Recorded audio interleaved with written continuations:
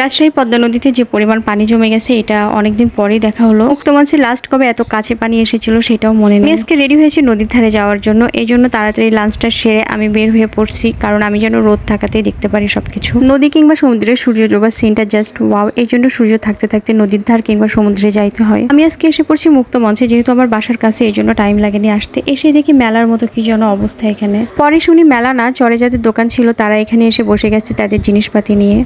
পানিতে ডুবে গেছি যে কি করবো,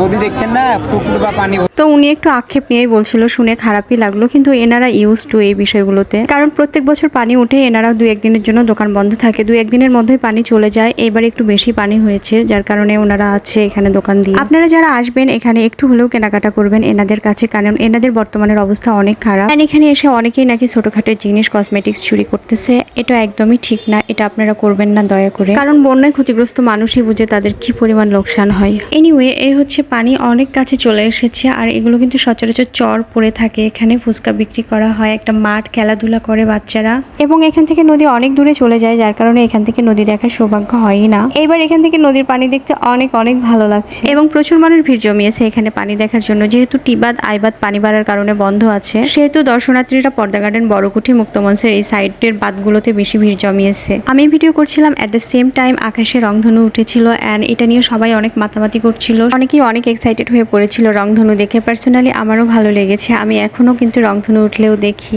হেলিকপ্টার আকাশে গেলেও দেখি, প্লেন গেলেও দেখি। আমার ভালো লাগে, আমার ন্যাচারাল সবকিছুই ভালো লাগে। নদী ভালো লাগে, সাগর ভালো লাগে, অ্যান্ড সবচেয়ে বেশি ভালো লাগে পাহাড়। আই লাভ পাহাড়। ইস, আমার যদি পাহাড়ে একটা বাসা থাকতো।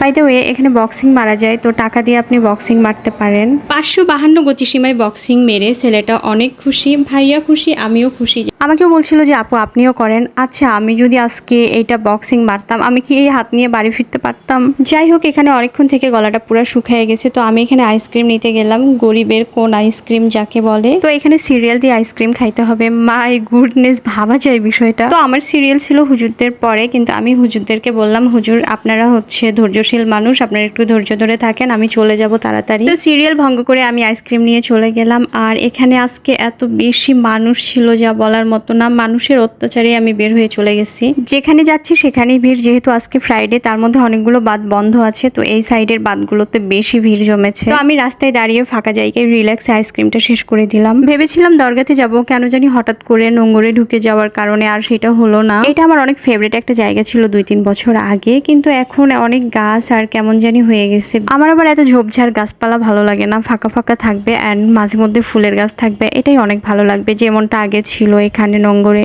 জায়গাগুলো। এই জন্যই ভালো লাগে। এর পাশ দিয়ে বয়ে চলেছে নদী, এবং বসার জন্য অনেক সুন্দর সুন্দর জায়গা করে দিয়েছে এখানে, অ্যান্ড অনেক ক্লিন, এবং সন্ধ্যার সময় নামাজের ব্যবস্থা থাকে এখানে। এখানে বর্তমানে বাচ্চাদের জন্য অনেক ভালো, ফ্রিতে আপনি অনেকগুলো রাইডসে উঠাইতে পারবেন এখানে। আফি আসলে তো প্রতিদিন জিদ করে এখানে আসার জন্য, এবং আমরা রাতের বেলা নিয়ে এসে বসে থাকি, এবং নদী, আকাশ, পানি সবকিছুই দেখি একসাথে। তো আজকে এই পর্যন্তই। ভিডিওটা কেমন লাগলো কমেন্ট করে জানাবেন। যারা এখনো আমার পেজ ফলো করেননি, এক্ষুনি ফলো করে নেন প্লিজ প্লিজ প্লিজ। তো এখানে দেখেন পাশাপাশি 2টা রাস্তা, তারপরে কোন লেভেলের জ্যাম হয়েছিল। আমরা রাজশাহীর মানুষ তো এত জ্যাম দেখি না, এটা আমাদের কাছে অনেক বড় জ্যাম মনে হয়েছে।